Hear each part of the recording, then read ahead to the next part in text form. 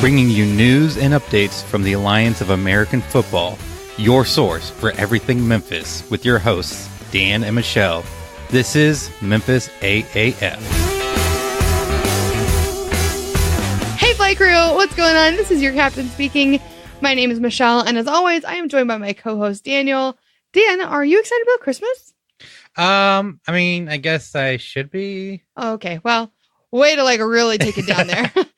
Christmas is not as important to me as it is to you. That's true. I kind of freak out over Christmas. I love it so much. We do have 3 Christmas trees in a really small apartment, and I'm just... Technically, don't you have 15? Whoa. That's a bit much. I think I've got maybe 10. No, that's not true. You're right. I do have Okay, so yeah, I got... You've got 6 right behind you. Yeah, I have a lot of Christmas trees. Yeah, she kind of goes all out. Yeah, kind of. But I want more. Okay, this podcast is not about Christmas. Welcome to the Christmas Tree Podcast. Express yourself about Christmas trees. Oh, Christmas tree. Dear Christmas tree. Let's get this together. Yeah, good idea. Let's go. Because it's after 3 a.m. and I'm getting a little loopy. That's the perfect time to record a podcast. But the show must go on, and with our crazy schedule, it's difficult to actually plan this out. So we're just going to do this. We're going to power through and get this done. Let's go. Oh, and a little side note, I'm using a different mic. A podcast friend of mine sent me one of his mics to test out because we think it works a little bit better with my voice. So let me know if it sounds better than normal. Does he sound more sensual than normal? That's weird. Okay, what are we talking about? What's the news? Oh my goodness. But the first thing, got a few roster updates. I'm not going to go too deep into it. I was going to mention a couple of signings, and there are quite a few cuts. Which was to be expected with a roster of over 90? Yeah, we're starting around 90 players, and that has to be cut down to 75 before training camp even starts. And then they start the season with a 50-man roster? 52. Okay, so this is just kind of the way it goes. Yeah. It's something that, we knew was going to happen, but just in the excitement, you kind of forget about. Yeah. And now reality is setting in. And so, a lot of the players that we've been following all this time, they're not going to be around. Which does suck. Yeah. But a couple of players have been signed. Who was signed? Wide receiver Fabian Guerra. Guerra? I'm not sure. You want to keep butchering that? Let's keep doing it. Guerra? No. Anyway, wide receiver, played for the AFL, Arena Football League. NFL Draft Diamonds called him the best wide receiver in arena football. Wow. So it's something. And watch his highlights. He's amazing. Yeah, and I feel like I've seen him on the Express Insta stories recently too. Oh, really? Yeah, I think so. I had to check that out. Definitely. Defensive end Sam Montgomery, who is a class act. Why do you say that? Because I post player cards, especially for the new ones. I want to do for all the players, but that's a lot. And so I posted his, and he actually replied to it, and we kind of chatted for a bit. And then somebody pointed out that I used the wrong image, and that's actually somebody else I was on the Texans at the same time. And he didn't say anything, call me out about it. So I'm I posted the correct image, and I apologized to him. I was like, oh man, it's cool. And he's throwing out the jargon.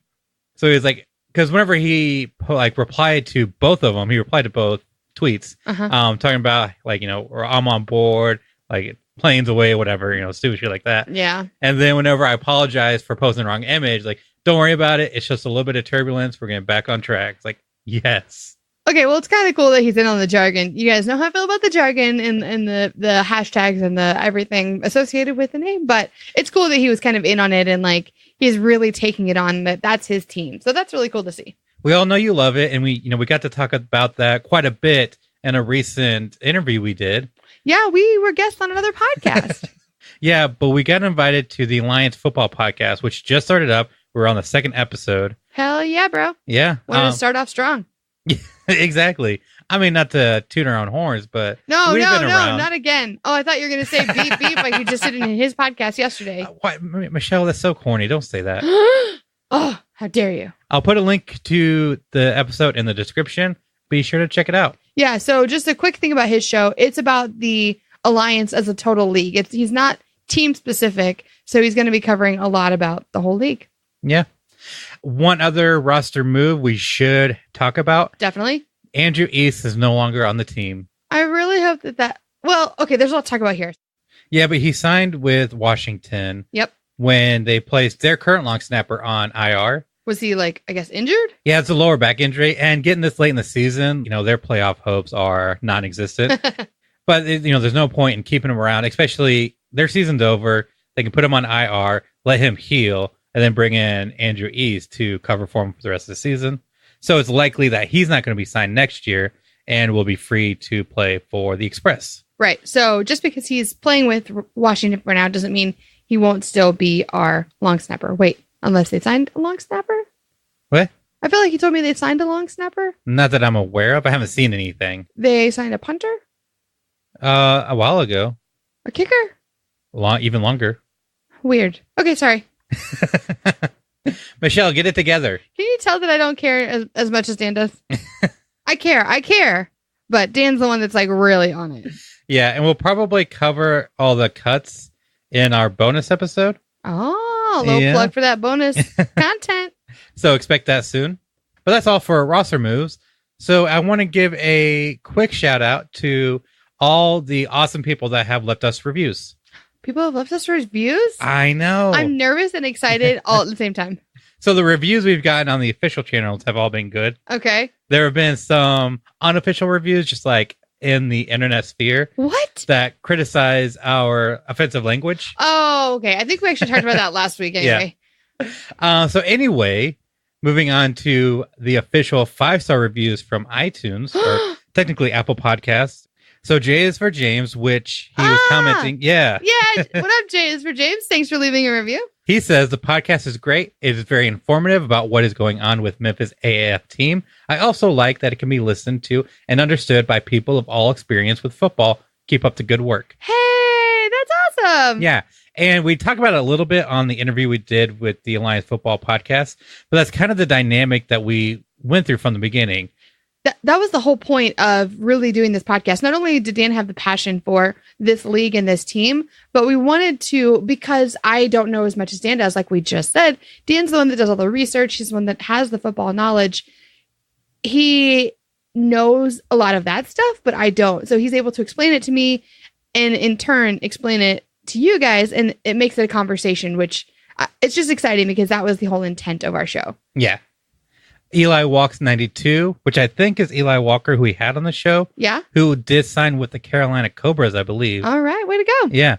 He said, I love that they are taking the initiative to inform everyone about this new football league. They do a great job explaining all the teams while making it fun and enjoyable. That's so cool. Now, both of these reviews are kind of old, so that's why they're talking about like being new. Oh, okay. We're a little late on the ball. Sorry about that. And then Ebert with a 0 instead of a O. Anyway, EBR0T. there you go. They said, love Jacob's enthusiasm, especially moving your family 500 miles. What a guy. And that was right after we had Jacob Wittershine talk about the tickets. Yeah. Funny story. Yeah, so when we went to it was the quarterback draft event. He was obviously there. He works for the team. It was a big team thing. So we were talking to him at one point, and he said that he went back and listened to the episode that he was on. I'm sure he listens to all of them. In that one in particular, he was like, I listened back, and I said something really funny. I said, I moved my family 500 miles. I don't know what I was talking about. I don't have like a wife and kids. I have 2 cats. That's my family, is my 2 cats. Which, in all fairness, I call our pets our family. Yeah, they're little critters. Yeah. So anyway, funny story. Not that makes him any less of a good guy. No, absolutely not. But it was just funny that he said that. Yeah. And then the most recent one from D Lane 1906 says, great podcast and all your Memphis Express news. I love the podcast and how you guys both talk like some true fans and are very down to earth. Thank you for always giving us the best info and opinions on the league. Hell yeah. That's really, really cool. Like, it's so exciting to get that feedback because, like I said, like our intent is for it to be accessible for all levels of fans. We want to definitely talk about the Express, but it's cool that they're saying that we also talk about the league, which we do. So I don't know. It's really cool to get that feedback. It's like the things that we wanted out of this are happening. Yeah, absolutely. And if you guys want to leave a review, if you want to just give us some feedback, the easiest way to do it is just go to memphisaaf.com/review, and that'll take you to Podchaser where you can rate and review as you will. Please do. As long as it's good. I don't want to hear that negative feedback shit. Like the fact that I cuss too much. Grow up, babies. Oh my God. Maybe we shouldn't antagonize our listeners. All right. You're right. Sorry about that. Fuck. Calm down. They are sensitive. Apparently so. All right, what you got? And then I can't remember where I pulled this from. I think somebody tweeted at me, at us, I should say. No, you. It's you. But I definitely don't speak for everyone.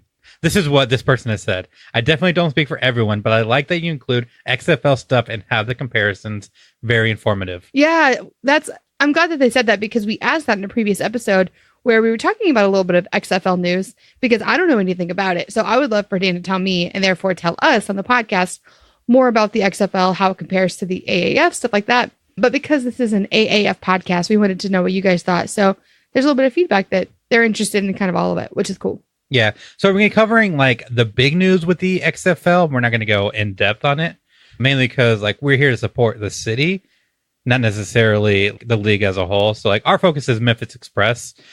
And it's going to be hard to cover them all because the seasons overlap. I mean, they're at the exact same time. So there's no way we could talk about this and the XFL all at the same time. But the reality is the XFL is going to be a major player when it comes to the success or failure of the AAF. And so just knowing who they are is important just as a fan. And we may mention some of the other ones. I know we've talked about the APL. There's also the Freedom Football League. Wait a minute. The APL, we talked about it as a total joke, but apparently their tryouts like sold out or something. Oh, yeah. They filled up? Yeah, they had to add like a couple to accommodate all the players that want to, which at first I was thinking that's a good sign for them. But on the other hand, like getting players to show up is easy. Yeah. You know, these players are desperate for a chance or really wanted the opportunity to play football. So finding players to show up to a tryout and to actually play the game is easy. It's getting the fans to show up. That's the challenge. Right, for sure. Has there been any update from the APL since tryouts? Not that I've really seen. I mean, they're getting active on social media. All right. So there is activity there, but I haven't really looked too much into it. Gotcha. And apparently there's like 4 or 5 other leagues starting up. I don't know. Wow. It's getting kind of crazy. That is crazy. But I feel like the AAF and the XFL are going to be the big dogs in the game. Right. But like you said, it's not about getting the teams together and the players and everything. It's about getting fans. So guys, if you're listening and you're excited about the AAF as a league and the team that you support, whether it be Express, hopefully, or another team, just show your support. Buy the merch, show up to games, show up and show out and show that this is what we want. There's a fandom there and we want it to stick around. And if you do get season tickets to the hub, you get free drink tickets. Hell yeah. And you can join and party with us. Hell yeah. And that's the real prize. I mean, really, it really is. I'm such a treat. Shall we move on? I think so. Before your head gets any bigger. I don't know if it can. So a lot of people have been critical of the alliance because there hasn't been enough promotion and advertising and just exposure to the country as a whole. Feel that? Well, things kind of changed this weekend when the AAF put out quite a bit of promotion during the NFL games. Yeah, and I hadn't seen it, but I've heard about it. Yeah, I didn't see it either. Really, we're so busy. I really make time to watch the Niners, and that's about it. Yeah, pretty much. If there's a good matchup, I'll watch that, but not really. So during the Niners game, one of the announcers made the comment about Josh Johnson being the first pick in the AAF draft. Right. It was just kind of like a quick mention, but the fact that it's out there is like, hey, that's awesome. Right. The fact that it's like being taken seriously, it's not a joke. Yeah. And it's just it's in the same conversation during an NFL game is really cool. Yeah. And then some fans mentioned that the commercial that was kind of showcased by the AAF, it's the like all neon robot thing. Oh, yeah. That was played. Okay. And then during the Steelers game, you know how they have like the score on the bottom of the screen? Yeah. Sometimes they'll have a graphic to advertise like a TV show or something else. Well, this one, they advertise the AAF. That's pretty cool. Yeah. Like a lower third. Yeah, exactly. All right. But it's so cool that there's a lot of promotion. I totally agree that there hasn't been enough stuff out there, but I don't know. It's hard because it's a startup league. Like you want to make sure you get it right before you go out there and just say, hey, this is happening. Like everyone show up because you don't want everyone to see you fail. Yeah. On the other hand, like we said, like the most important part about this league is going to be getting fans into seats. So if they don't even know that it's happening, then you won't get, tickets sold. So, and it's really all a part of Ebersol's kind of like grand scheme of like slowly dripping out the content. And walking back and forth across the field as he does so. You cannot get over that. Yeah, it was so dumb. But it's going to ramp up as we get closer to the start of the season, which is really smart because had they done promotion like early on, there's not really enough to get the casual fan to stick around. Mm-hmm. So if you think back before they showcased the names and logos, there wasn't really a team name to rally behind. It was just Alliance Memphis. Yeah. So you got the people who were really excited, your early adopters, they jumped on back then. But now, we got the logos, we got the colors, we got the team names, we got the jerseys, we got the helmets, we got all these things for people to latch onto. Yeah. So now you can ramp up the promotion and people have something to bond with. Yeah, absolutely. Now that the branding is out there and it's getting closer to the end of the season, like you said, there are teams that don't even have playoff chances. So maybe in those markets in particular, we can say this football is coming. I don't know how that really plays into each other, but I'm just saying, like, I think it's really cool that they're ramping up the ads and promotion like that. Yeah. And I was listening to an older episode of the Shipyard podcast, and they kind of talk about a similar thing and how the AAF is doing it differently than the XFL, because the XFL is just like announcing everything. There's a lot of promotion, but they just announced the teams. So there's no names, there's no nothing. So it's kind of the opposite. Like, they're doing all that promotion early on, whereas the AAF is like getting everything in place as they ramp up their promotion. Yeah, I think they kind of have to, because the AAF is starting and they don't want to be behind. They want you to know that the XFL is coming. So I think that they're playing a little bit of catch up in the fact that their league is starting a year after the AAF. Yeah, and it's kind of like, how effective will that be? Because they get all this promotion now, and they do have the benefit of a name recognition. Yeah. Since the XFL is a joke, but it's still in people's consciousness. I think you could see on my face that was exactly what I was about to say. Like, yeah, they have a reputation, but for not being taken seriously. But I think there's still enough that people are going to tune in, at least for the first game, to see what it's all about. They have enough pull to get that. Yeah. And if they actually play real football and not try to be all gimmicky, they have a chance to kind of be significant. It's going to be interesting to see how this plays out and how they have their rebirth. Yeah. There's a lot of speculation that in the future we'll see an AAF XFL championship game. I can see that happening, but the problem is it's different styles of football, isn't it? We don't know. The XFL hasn't announced it. Oh, I guess we knew back then that it was different. It was, if they play arena football like they did before, then obviously it wouldn't work. Right. But I don't think they're going to do that. Right. Okay, can we talk about a different team for a little bit? Just a smidgen? Depends on the team. The Atlanta Legends. Oh, sure. Yeah, because like I keep asking you, is that even happening? Because I see fan accounts and we interact with people that are excited about all the other teams. I never hear about the Legends. Okay, so it's funny that you mentioned that, because very recently a Twitter account popped up that's going to be for a podcast dedicated to the Legends. Really? Yeah. So there is somebody out there that cares. At least one person. Welcome to, if you're listening, welcome to the podcast family. Yeah. It's great to have you. There's some healthy rivalries and a lot of camaraderie here. There is a lot of rivalry between the Commanders and the Fleets. Yeah, we were talking to someone else about that recently, and they said that it was kind of manufactured. How do you feel about that? I think it's fun. Because there's tension between the team presidents. Yeah. And they're really kind of egging it on. And the podcast Twitter accounts and podcasts themselves have really kind of taken up the baton and have extended the rivalry to the podcast realm. So there's kind of a similar thing with Cochet, Irby, and Michael, what's his name? Waddell. Thank you. The two presidents of the Memphis Express and the Apollos, Orlando Apollos. Is there a rivalry on Twitter that reflects that between the team presidents? And if so, does that mean that we have a rivalry with what is the name of the Apollos podcast? Apollo's Arrow? The Quiver. Oh, okay. The Apollo's Arrow is their blog, and the Quiver is the podcast for Apollo's Arrow. Gotcha. So the Quiver looks like we might be rivals. Yeah, let's throw down. I didn't make it this way. Talk to your president. Exactly. Which, okay, I just remembered this. I actually made a note about this to talk about, but then I make notes and it gets kind of lost. So I end up talking about another one. So I'm glad we brought that up. But I just want to real quick call out a wet blanket and sports media. A wet blanket. One Mr. Darren Ravel, I think his name. Okay. Ravel. That's my guess. Ravel? Sure. That he does look like a pompous person that would have that kind of name. He looks like a dick. He was born Roval, but then he changed his name to Ravel. So why do we hate Mr. Ravel? So he's the one that broke the news of the jerseys. So the jerseys were supposed to be released during the draft. Right. Like later in the day. Well, he released the images early in the morning. So that's what everybody's talking about. And it really spoiled the surprise. Yeah. If you go back and listen to what happened and that, it was during the QB draft. And I was like, it would have been so much cooler if they had just waited until the QB draft and they had done it during the show. Yeah, because all the teams, like during their watch parties, had a big, quote unquote, big reveal.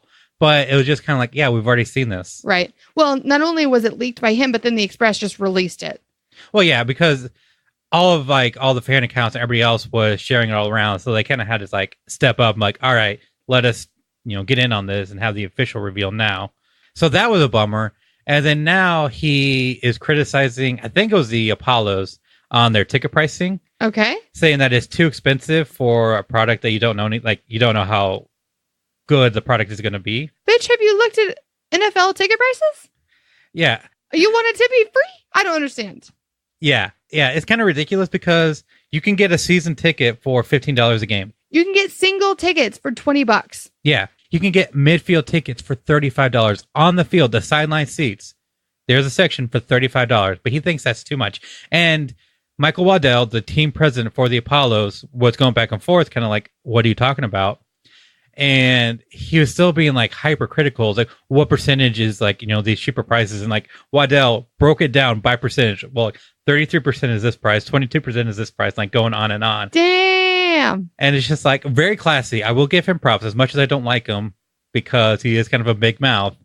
It was really cool to see him like put this guy in his place, but like just sit down. Yeah. And I actually kind of want to go back a little bit. I don't want us to seem like we have all this money, we can afford all these things. I mean, we're in the Hub, which is a cheaper ticket price, and I would probably prefer to be in the climate controlled seats, but those are a hell of a lot more expensive. We live on a budget, so I don't want it to come off as insensitive for those that are living on maybe even tighter budgets than we are. But the fact that you want to come with such hate and you want to just like be full on without even like talking to anyone, I don't know. It just seems like, bitch, be humble, sit the fuck down. Exactly. Like you said, there are really expensive seats. I think 850 is like the highest I've seen. Uh-huh. But these are like the all-inclusive, catered, drinks, everything, box suites. It's the premium. Yeah. But there are affordable options out there.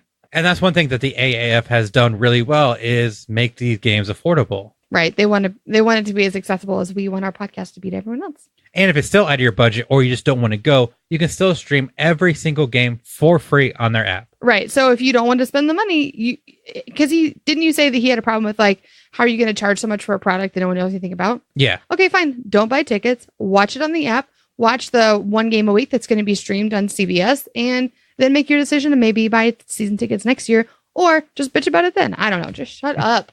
He'll find some way to complain. I'm sure he will.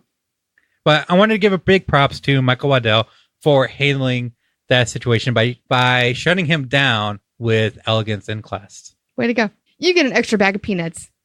Did you like that? Yeah.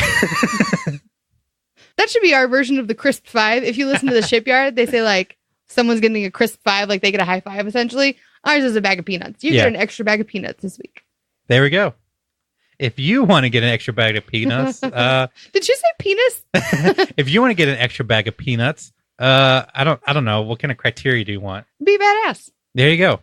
So back to the legends that started all this. They have hired a coach, Dr. Jen Welter. Sounds like a female. Shocking, it is. That's so cool. Yeah. So not only is she the first female coach in the AAF, she was also the first female coach in the NFL. Breaking glass ceilings all over the place. So we don't care about the legends, obviously, but we thought this was cool. You should know. They get an extra bag of peanuts. Wow. Double bag of peanuts this week? Yeah. I guess we are rolling in the money. Nice. I love that. That was a good comeback. We can upgrade their seats to first class. Oh, another one. Guys, I think Michelle is hopping on board. No. No. Anyway, moving on to the main event. That was really funny. Okay. Woo! So this is a topic we have covered, I think, on a couple episodes, but new development in Tennessee makes this even more important and even more relevant than before. Okay. So this is about gambling. All right. So one of the big, I'll speculate a little bit. One of the big aspects of the business model for the AAF is gambling. Right. Because they wouldn't be able to obviously make money, but like enhance the fan experience. Exactly. And Charlie Ebersol did an interview where he made the comment that the AAF is a tech company first and like a football product second. Really? Yeah. Which makes sense because football is football. There's only so much you can do to improve it. Okay.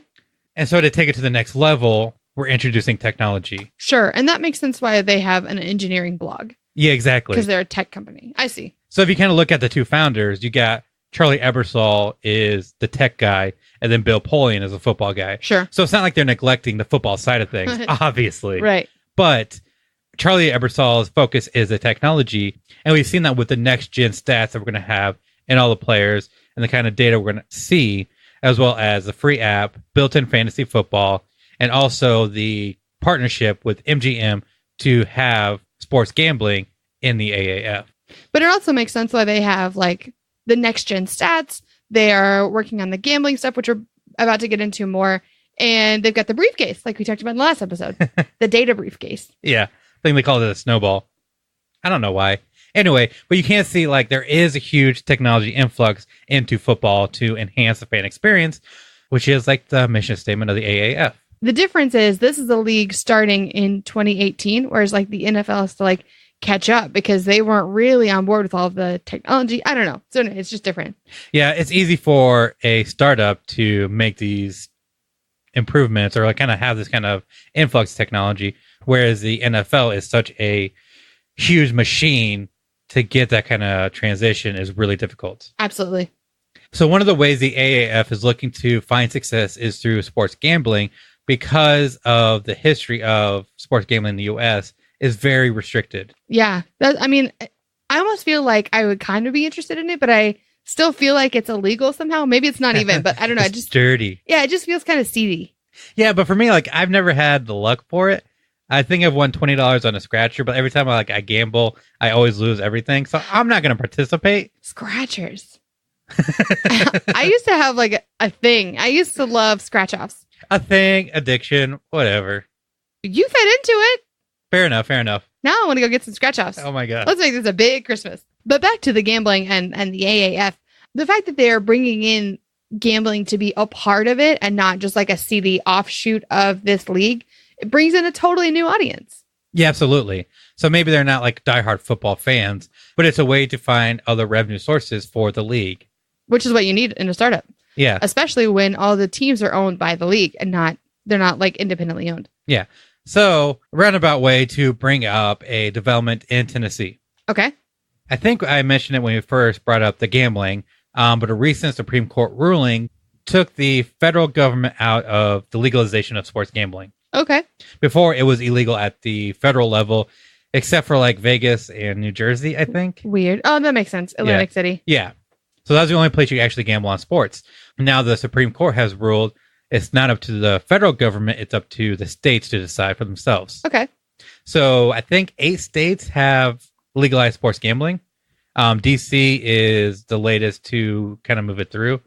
Okay. Which is weird because they actually have to have Congress sign off on it. But that's a whole nother story. Ooh, politics. And whether it's a coincidence or it was intentional, it coincides with the AAF that with this ruling, it makes it much more feasible that the AAF could find revenue source through sports gambling. Sure, absolutely. If more states kind of sign on to it. Which brings us to Tennessee. One of the holdups with Tennessee is the idea that we need a constitutional amendment to legalize sports gambling. Okay. So the Attorney General for Tennessee... Wait, and constitutional amendments are really hard to pass. Yes. Okay. This is the Tennessee state constitution not the U.S. Constitution, just to clarify. Okay, so there has to be a constitutional amendment in order for there to be gambling, right? So that was the idea. Okay, but something has changed. Yes. Okay. So the Tennessee Attorney General wrote an opinion piece talking about how the state doesn't need to pass a constitutional amendment to legalize sports gambling. Essentially, it removes a huge hurdle for the process. So now we'll actually get to participate in the gambling? Not so fast. Oh, what? It removes a hurdle, but it still has to be crossed. Okay, so that leads me to my question, which I had earlier. If there is no gambling in Tennessee, it's going to be hard to regulate, I guess is my point. Because if there's no, if it's not legalized in Tennessee, does that mean that we don't have access to that app based on our geolocation? What if Mississippi legalizes this and we have a Tennessee address, or it's going to be hard to break it down. Is it going to be on geolocation, on phone number? How does it work? On your address? I would imagine. So yeah, that's really difficult. Obviously, you can have physical locations where you have gambling. Right. And that could be easily regulated. Right. But didn't you say it would be on the app though? Right. So there's going to be a separate app that MGM has that will have AAF gambling. It's not going to be in the Alliance of American Football app. It's going to be a separate app, which for one keeps the AAF app family friendly, as well as helps regulate between the states that have legalized it and have not. Sure. Okay. But it's going to be hard to regulate. It'll be interesting to see how they can do it. I wonder if there are other apps out there that are broken down based on your location. Yeah, obviously you can do it by country, which is much easier. Right. And I don't know. Would it be by your VPN, your what is it? Your IP address? Right. That's possible. And I know you could probably do it if in order to claim your winnings, you have to put in your personal information in order to actually participate. But does that mean as a resident of Tennessee, we won't be able to, even if we go to Mississippi? You know what I mean? Right. Yeah. It'll be interesting to see how this plays out. That's for sure. I feel like this whole section's been kind of dry. I don't think so. I mean, I think so let's break it down. Recap. Okay. So before if you lived in Tennessee, you couldn't do sports gambling. There had to be a constitutional amendment. Correct. Update. Maybe not a constitutional amendment. Right. But that doesn't necessarily mean that right now you can go gambling on the AAF. So our state representative, state senator, Brian Kelsey, is looking into introducing legislation that will legalize sports gambling. So the process has started. Unfortunately, our new governor is against it, Bill Lee. I know a lot of you guys that are listening don't live in Tennessee, so this might not matter to you. But it does pertain if your state is looking into it. Right. It's still relevant league-wide because this is it's interesting to see how this goes from being nationally regulated to state regulated and then how that affects the league. Yeah. So that was the main event. Let's move on from the dry stuff, get into some more fun stuff. We're going to plug our stuff. We also need to thank our producers this week. Yes. Our producer this week is Van Awesome of the Shipyard Podcast. Be sure to check him out. And our executive producer this week is Andrew Martin. Thank you so much for helping us with the show. And if you want to be a producer on this show, all you got to do is go to memphisaf.com/Patreon and become a supporter, and you become a producer. And you'll also get access to this content that we've teased a couple of times. There's nothing up yet, but we are in the process of recording it and getting that up for all of our patrons. You get access to that exclusive content in the bonus episodes. Absolutely. I'm working on a couple of videos of the mini camp. And last week you put up one for Zach Met and Bacon Cheeseburger. Mm-hmm. Yeah, we got some footage of him throwing. We got some footage of him during mini camp. Yep. So that's up on Patreon. That is open to the public, so if you want to watch it, it's free to watch. And then you'll get early access to the videos that I'm going to be making of Brandon Silvers and Christian Hackenberg. And also, quickly, if you are listening to this episode within the first 24, possibly 48 hours after it gets released, we are going to be doing a call-in Q&A episode to come out next week, the week of Christmas. So send us your questions. We have a phone number for call-in, and it is 901-352-0177. Again? 901-352-0177. 0177. So call in, leave us a voicemail. We'll play it, part of it, all of it on the show. We'll respond to your voicemails. And then if you want to hit us up via any of our social media platforms or the website, we'd love to hear from you. Yeah, just go to memphisaf.com and you'll find everything you need to get in contact with us there. That's all we got. If you are someone that celebrates Christmas, Merry Christmas. If you're traveling, safe travels. And you'll hear from us next week. Hit 'em out.